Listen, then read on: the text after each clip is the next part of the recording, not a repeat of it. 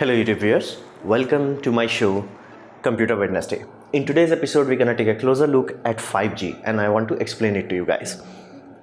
So you have to understand 4G is very recent technology. I mean, like many of you may be handling your first 4G phone right now as I talk to you, and 4G only came to India in 2018 and like in 2019 everybody finally has it. So why the heck sudden change? Because 3G was there for a few years, but 4G came very quickly and now it's about to go out. So what the hell happened? Well, future needs more data. Basically we went from SD videos to HD videos to 4K video and now at 8K. So at this point in time, we need an insane amount of data. Now that's not for entertainment only. You have to understand we're gonna have soon, basically self-driving cars. Sooner or later, today or tomorrow, we're gonna have it. 1 year from now or 5 years from now, we're gonna have it. So we have to have an infrastructure that can handle these puppies also. On top of that, we also have what we call Internet of Things. You can check my detailed video about smart sensors here. Now, Internet of Things is very important and it's very important for a lot of other things, including agriculture industry. In that video I talked a lot about it. So we need something that can handle that. Now 4G was like better than 3G because it was upgraded version of it, but it was not multiple times better than that. And this one, basically we're gonna fix the speed issues, basically finally reaching a point where you don't need basically optical fiber connection to your home, or basically cable to your home won't be needed if this works as it intended to, because the speed will be finally in gigabytes per second. So that will be really high. On top of that, they will also design it in such a way that there will be ludicrously low latency. That is one very crucial aspect. Many times you can do a lot of things with basically slow speed but high latency things. So basically low latency, you can handle that, because let's say many security terminals, as in like where you swipe your cards and all that, they want very low latency, because the longer they keep the channel open, the more vulnerable it becomes. So they want to make sure it's very low latency. Now of course there is a limit. 4G can only go to, let's say 5 to 15 millisecond. This puppy want to go to less than 1 millisecond. And on top of that, the throughput. Now this was the first thing that was addressed in 3G. 3G was very good, but it was not designed to serve as many people, because at the time, you have to understand, when 3G came along, people were on the internet on mobile phones were still in megabytes, like oh, you have 200 megabyte for this month. So at that time they were not hoping that entire planet will be connected using smartphones. So it was not built for large throughput. Basically you could not connect hundreds and thousands of people. Now 4G fixed that to some issue, but this again, that capacity is also about to be maxed out. Many of you in India who are using Jio 4G, when Jio 4G came out, the speeds were mind-bogglingly high. Now it's very low, and this has similar things have happened in America, in everywhere basically, where you had like when 4G came out, oh damn, like I'm getting 20-25 Mbps reliably, to like I'm barely getting 5 to 6 Mbps. So the throughput aspect has been fixed into it. And on top of that, because there are so many important things on it, it's not just about Facebook or WhatsApp. Basically, like self-driving car, you have to have good reliable infrastructure for there. Internet of Things, especially in industrial world, you have to have reliable things. So they're gonna make it very stable and redundant. So redundant simply means if one pathway from data point A to point B fails, it can recreate another path, maybe a longer path, but it can reconnect itself without causing a lot of damage or delay. So that is why 4G is simply not enough. It flat out does not have enough capacity, speed. Even though speed can be managed to some extent, the latency is a big issue, and the throughput is already been maxed out. So, and it's not very redundant and stable. So okay, 5G, what the heck does that mean? Now first you have to understand, we are using what we call microwave. Every mobile phone you use simply uses microwave. Now the microwave radiation level is very low. That's why you are not cooked when you keep your mobile phone next to your ear, because your microwave oven uses kilowatts of power while your mobile uses microwatts of power. That is why. And on top of that, microwave is a band. Now in that band we have sliced it. Now using that slices, we have what we call bandwidth that is given to some people. Like you can have UHF band, you can have L band, you can have S band, you can have C band. So cellular band is generally at basically low megahertz range to upwards of 4 to 5 gigahertz. Now yeah, if you are familiar with gigahertz, that's your Wi-Fi also. So that's the cellular network. They are generally limited to that. On top of that, the problem with network basically in this terms of radio frequency is very simple. The longer the wavelength, the further it's going to travel. But it does come with a consequence being your antenna will become huge, your receiver will become huge. So that's the balancing act. And if you increase the frequency very high, so right now if you are familiar with satellite internet, you can check my video about that here. They're gonna use what we call Ku band, Ka band, or V band. These frequencies are upwards of 12 gigahertz, 18 gigahertz, 27 gigahertz, or 40 gigahertz. If somebody goes up to, let's say, V band, the V band is limited to 75 gigahertz. So benefit of that is the amount of data you can transfer from point A to point B would be ludicrously fast, and that will allow you to, like, literally per second you can send upwards of 10 to 30 gigabytes. That's a lot of data that can be transmitted. So that's why we want to use higher frequency. Using higher frequency comes with another advantage. The higher the frequency, the smaller the antenna. So what we're gonna do, as you can see, this is a whole antenna package. It's a very small thing. It's like you can hold it in your hand. So each small node that you see is an antenna, independent antenna. That allows one another clever technique that we can use. It's what we call as phase shifting. Now if you are familiar with 5G, you must have heard it has beam forming. It like only talks to you when it wants to talk to you. All that is happening is that each of the antenna is firing a signal. Now that signal has been offset using a clock. So basically antenna number 1 fires, okay, antenna number 2 fires a little bit late. It's not like boom boom, it's not doing that. It's like tick tick tick tick tick tick tick tick tick, it's doing that. Now benefit of that in radio frequency is we have something called as constructive interference. Sometimes we call it destructive interference. Basically if you manage it properly, you can have a scenario where you can angle the signal. Basically let's say you have a flat plate, flat antenna, you can literally have signal. If you don't do anything, the signal will be like this. Okay, awesome, no problem. Here's the deal, if you're doing phase shift, you can literally have signal going like this, signal going like this, signal going this, without physically moving it. That's the crucial aspect. That is why we want to use high frequency. Now can it be done with low frequency? Yeah, radio basically military radar does rely on low wave radio waves, but side effect, the antennas are freaking huge and you can't expect that to be like on top of a building. So higher the frequency, higher the data throughput. Smaller the antenna and the receiver, smaller the antenna, the more antennas you can put in a block. Basically this block, the more antenna you can put, the more beam forming you can do. Basically go here, go there, go there. So this allows literally to bypass what we call destructive interference. So that's why if you are familiar with mobile towers, many old mobile towers had this issue that right below the mobile tower you will not receive any signal because there was so much interference from the mobile tower itself, because it was emanating the signal in every direction. It was basically cancelling out. So now that was an old issue, but it's still there to some extent. They are using some clever mathematics or timing frequencies to make sure that they bypass it, but still a big physical issue. This bypasses that because the signal would be, let's say when I did that, let's say 10 watt of signal was going everywhere. Now I made a beam, 8 watt of signal would be there, but that 2 watt would be cancelled out. So it won't interfere with any other signal. And because the high frequency, as in like how many times cycles a second is happening, like 75 gigahertz, you can literally have one signal here, one here, one here, one here from one antenna. One transmitter can do that. So your mobile towers could be like literally size of a laptop box, and as in like a laptop, 15-inch laptop, and it can literally independently, like, okay, one phone is there, one phone is there, one phone is there, one phone is there, one phone is there. It can independently talk to each other while making sure it's not interfering with each other. That is why we want to go higher frequency. So if you are hearing people saying like how I made some 5G modem, they are working on 20 gigahertz. So Intel tried to do that, failed. So the Intel is out now. So only Huawei can do that, Samsung can do that, and at this point in time, some other companies are also working on it. So at this point, 5G modems are not that prevalent.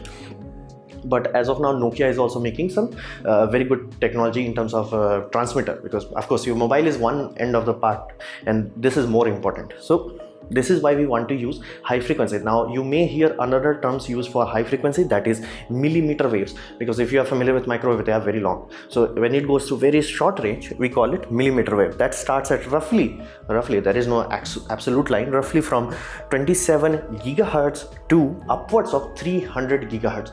Now you ended up if you go higher than microwave, you end up in X-rays. So that is why we don't actually want to go to X-ray level. I mean, like, unless you want to give cancer to everybody. So that is why we want to use high frequency. So higher frequency allows you to have 20 gigahertz to 70 gigahertz in case of 5G, and this allows you to make very tiny antennas, which allows you to do phase shifting, which allows you to do beam forming. Now this also allows you to overall cell tower could be very small, as you can see, like these are tiny things.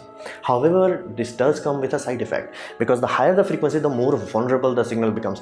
Now if many of you are familiar with basically a router that has dual signal system, basically 2.5 gigahertz and 5 gigahertz, you must have noticed it already in your day-to-day experience that 5 gigahertz does not travel very far. Now that's an issue here also. The higher the frequency, the lower the range. So basically If you want to go to, let's say, 20 gigahertz, that's why directly nobody is coming and making 70 gigahertz. The range is very limited. Now this, the only way to handle that, because this does allow to make your cell tower very small, you have to have cell tower almost on top of every building. Basically, like, of course it will be small low power one, it's not going to be like, few kilowatts of power going into it, but you're going to have antennas everywhere, every few buildings, every few blocks are very big, but every few building you have to have antenna. That is the most critical aspect. And in rain, good luck, because the rain flat out stops the signal. Like 2.5 gigahertz can go, 5 gigahertz, yeah, it's gonna struggle. But when you are talking about, let's say, anything above 27 gigahertz, basically the Ka band or V band, yeah, these signals don't like rain at all. As in, like, if humidity goes up too much in the atmosphere, the signal won't reach you. So that is why they have to make what we call small cell technology. So if you are familiar with the idea of cell, it's like one mobile tower takes care of an area. Here, that one tower won't be that one quote unquote tower, there will be hundreds of small nodes. The nodes will be very small, and in range terms you are only looking at like few hundred meter, best case scenario. So these are the core aspect of it. This is the physics behind 5G. We're gonna use higher frequency, upwards of 20 to 70. It's gonna make us phase shift small antennas that will allow small cell tower, and you have to litter the whole basically skyline of your city with these towers. One tower will not do it, few towers won't not do it. You have to have hundreds and thousands of towers because of the short range. So that's the core physical aspect of 5G. Then of course there is another aspect of it, what we classify as backbone. Now in terms of backbone, I have provided a video down below that goes in very in depth, and you're gonna enjoy that. But if I want to give you a simplified explanation, think of it this way: it does allow P2P. So basically right now what we have in current infrastructure, everything goes to a central node. Now some people tried what we call a spoke and hub system. Basically, if you need to, then only go to hub. If you don't do that. But 4G is like more towards this area, basically everything going to one central point. Side effect, latency. Now this P2P possibility will allow you to do what we call, let's say you are talking to WhatsApp, basically using WhatsApp, and WhatsApp says like that mobile phone that may be on another building, directly go send data to there. That's the crucial aspect. It won't be like, okay, let's read out to server everywhere else and then figure out. No, it's gonna be like, oh, you want to talk someone next to you, boom, direct phone transmission.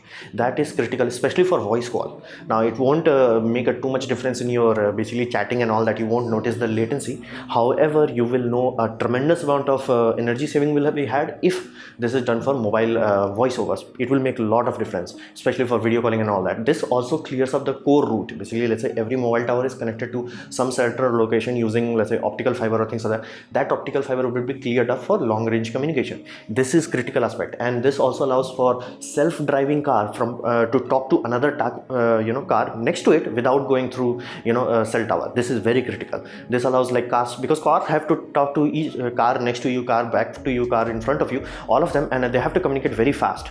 And so you cannot afford latency, and you cannot afford the fact that you have to send the signal to somewhere else and then it's gonna bounce back. So this is possible with 5G. That's why people keep saying that it will change VR, simply because you're gonna have 5G transmitter in your computer and in your basically heads-up display, because it can be point to point. This is very interesting. That is the reason why you are expected to have lower energy demand in terms of 5G tower. Even though it's transmitting much more data, it will need less power. Now full duplex. Now this is the most scientific aspect of it. This is the part that took the most amount of time, because phase array, it may sound fancy, but we had phase array in World War II. Basically, once we built radars, we figured out phase array. Now in terms of full duplex, basically every radio signal only does one thing. Either it's gonna sending it, basically you are sending it or receiving it, output or input. So the way how our modern system was, either it times it, it's like, okay, 1 second talk, then it stops for a second. It's like, hello, 1 second, 1 second, 1 second, 1 second. It was like on off 1 second it's doing. It's time based. Or sometimes they switch the frequency. So basically, in case of normal system, you're gonna have basically, let's say output is sent into like 451, and they're gonna input will be 456. That's why they have two tracks. Now the idea of full duplex is that one track, that one frequency will carry the data back and forth directly. Now, if that sounds complicated or convoluted, yeah, it is. It requires a very high level of physics understanding how they are achieving that. That is really complex. This is the golden goose kind of technology.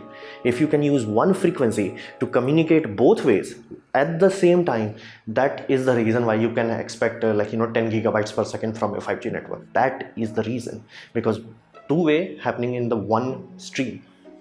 Now, it will also employ what we call multiple paths for everything. Basically, everything that they can reroute, they will reroute. The idea for that is, let's say you are doing a voice call and the friend is, in the next town, it's gonna take a simple route for that. But let's say you are doing gaming server, it's gonna create an independent path for gaming. So that way they can have sure like, oh, let's say Google Stadia server is somewhere here. Okay, all the data to gaming system will be recreated that path. So you will have minimal latency and also energy saving, everything. And this Wi-Fi's next standard will also use these high frequencies, so they can directly switch over from, let's say you reached a point where your Wi-Fi network is strong, it will directly switch over and you won't even notice that your mobile phone switched over it. So these sort of thing will also make the system very redundant. So let's say one mobile tower failed, everything around you that can accept the signal will accept the signal and reroute it, because the protocols that are behind the scene, they are built in such a way that it can handle it. So that is the critical aspect. The signal will not go down unless something big or major or something very big happened. It will not go down. Now, every aspect of this system is built on the knowledge of 4G. Basically, 4G supposed to be this awesome thing, and it did become the awesome thing, but it never truly became the thing that people wanted. So the biggest hurdle with that was 4G infrastructure. Now, on top of that infrastructure, now there is another aspect of it, like they never mass produced it. Another aspect was that because it was very complex, to solve that complexity, so anybody can build it, they come up with the idea what we call software defined network. Basically every aspect of the software, basically how the IP routing is gonna done, how the peer-to-peer communication is gonna, all these are a software block. So they don't have to build what we call custom ASICs, basically application specific semiconductors. They don't have to do that. So that reduces the cost. So they're gonna have one big processor and you're gonna software design whatever you need. So benefit, it's gonna simplify the manufacturing aspect of it and tailor making the service. Basically, let's say you are dealing with a factory which have hundreds of smart sensors which are talking to you. Your requirement is completely different with someone who is handling mobile phone. So you can literally in software buy the same hardware, basically buy the same hardware that, let's say, Verizon is gonna buy. You can buy the same hardware and be like, okay, so I will software code it, or like the company that sold you the smart sensor, they can be like, okay, use this firmware. That is the critical aspect. Infrastructure is flexible on a software level, on a core level, because the modern processors are so fast that there is no latency to worry about. This can be done. This is the new advantage on top of that. And this also has what we call context aware resource allocation. Basically, if you're gaming, it's gonna be like, okay, let's give it as fast of a path as possible. If you're doing voice call, it will be higher priority. If you are vehicle transmission, it's gonna give you absolute priority. So that way it can know which signal to cut. Let's say you are watching YouTube, it's gonna cut your signal rather than cutting the signal of a, let's say, a smart sensor that is monitoring someone's health. So it is very context aware. This is this is how they can ensure the redundancy is maintained. Basically, you're not gonna cry a lot if your YouTube gets cut versus if your self-driving car loses the signal. So this is the backbone aspect of it. The signal aspect, you are going high frequency, but in the backbone there has been a lot of development. They learned a lot from 4G development, because 4G inherently was just 3G taken to the next level. This is completely different. That's why the gigahertz is not going from 6 gigahertz to 8 gigahertz. This is going to like freaking 24 gigahertz. They are making a huge jump. So backbone has been redone thoroughly. So are there any consequences of this? Yes. The first consequence, we really don't know what happens to your health.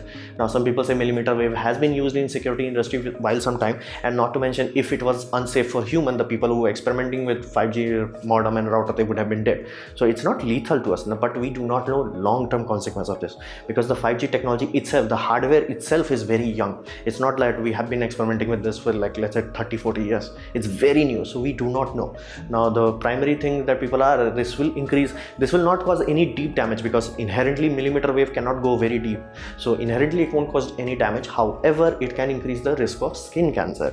It will not give you brain cancer, testicular cancer or anything of that nature, but it can increase the risk of skin cancer. That is unspecified as of now, but that's the people's rough idea, rough estimate, because of how millimeter wave works.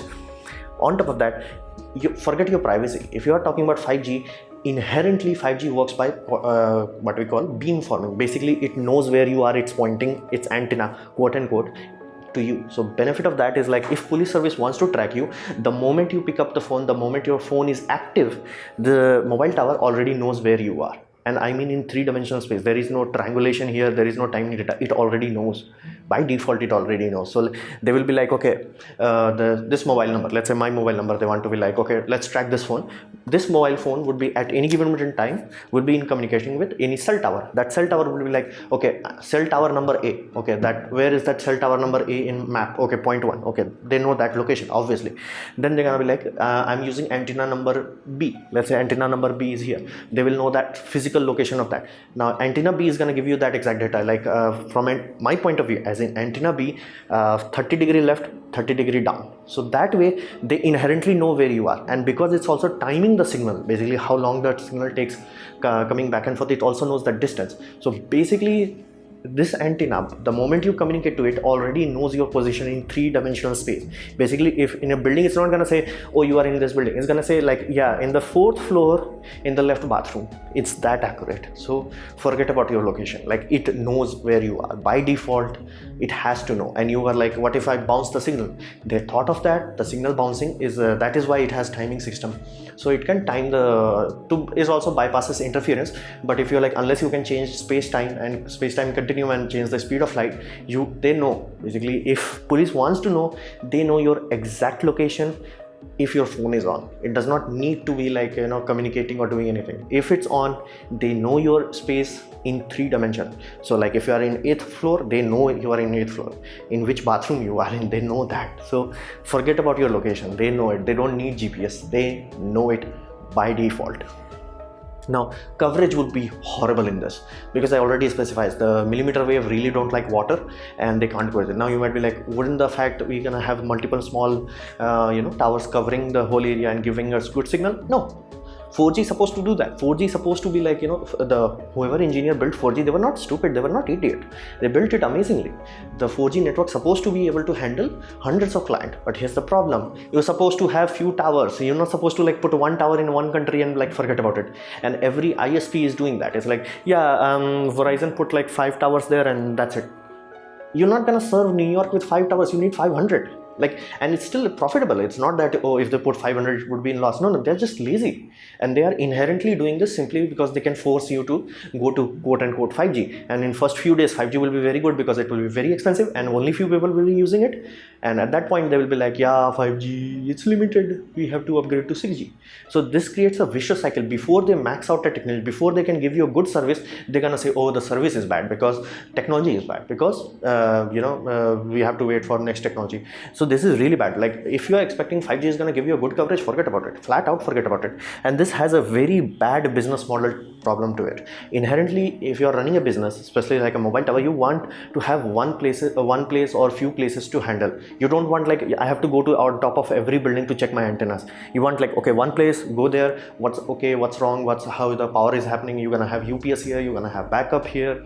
If every place you have to have few antennas, that makes a very bad business decision. Even though each itself can be cheap, you have to make sure that they are maintained. So that creates a very bad basically business sense, because you need to have these every few basically blocks, not even few blocks, like few buildings. So imagine that like whoever is in charge of handling the mobile towers, they have to do a lot of work. And this is not them being lazy or bad, like they have to do it. Like right now their business model is like, okay, we're gonna have, let's say this is a small town, we're gonna have, let's say 10 mobile tower. That 10 will be turned into 100. Now of course it will be very simple, like okay, power plug, battery backup, whatever have you, but still it's 100 independent physically different point. You physically, like you will spend time just going there, like your time would be wasted just trying to go there. So that is the aspect of it. It has very bad business model that will encourage them to put very few antennas that will give you basically very poor coverage. So 5G is not everything is awesome about right now, because forget about your location data, it's flat out in there, and health effects we do not know. Now in Netherlands they tried 5G and it killed all the birds, so that's also there. And yes, it is very common. It is a known fact that mobile towers kills bird. Like we do not know to what extent and to what speed, because it has made few bird species flat out extinct. So, and if it can kill pigeons, entire basically Britain will be like, get us 5G right now. They hate pigeons, and I do understand that. Like if in India they can kill crow, I'm like, get that 5G right now. So we do not know, but unfortunately it only affects small birds much more effectively than big birds. So yeah, big birds still gonna survive, but small birds will be destroyed. So we really don't know the health effect. Forget about your privacy of your location, and coverage won't be good. Like in principle, they will be good. Like because 4G is very good, but they never maxed it out. They never used it to its capacity. Like it was meant for like, okay, a mobile tower has what we call backup capacity. So let's say it can give you very good signal to 100 mobile phone, but it can handle 1000.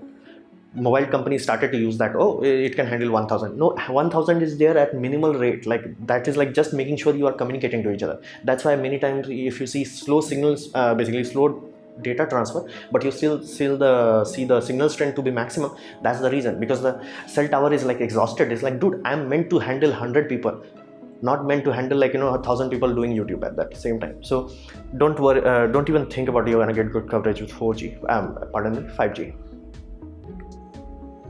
So this was my presentation on 5G. I hope you liked it, learned from it. In that case, please leave a like, click the ads that are shown in this video, that will directly help me. And if you didn't like it, don't worry about it, you can press dislike. I would urge you to press this twice to show me your extra disappointment, and leave a comment because I reply to all of them. Subscribe, press the bell icon if you're free, and as always, thanks for watching.